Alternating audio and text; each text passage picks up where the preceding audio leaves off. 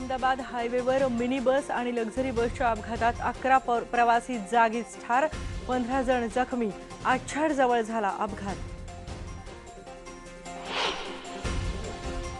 केंद्रातल्या भाजप सरकारला आज 1 वर्ष पूर्ण. वर्षपूर्तीनिमित्त आज पंतप्रधान नरेंद्र मोदी घेणार मथुरेत सभा. सभेसाठी कडेकोट बंदोबस्त. काळवा देवीच्या आगीत जखमी झालेले फायर ब्रिगेडचे अधिकारी सुनील नेसरीकर यांच्यावर आज अंत्यसंस्कार. 15 दिवसांच्या उपचारानंतर काल नॅशनल बर्न हॉस्पिटलमध्ये झालं निधन.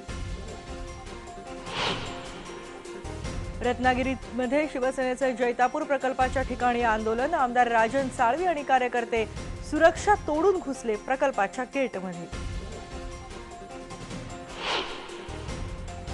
उष्णतेच्या लाटेमुळे आंध्र प्रदेशात आतापर्यंत 430 बळी, तर ओडिशा आणि दिल्लीतही पारा 44 अंशांवर.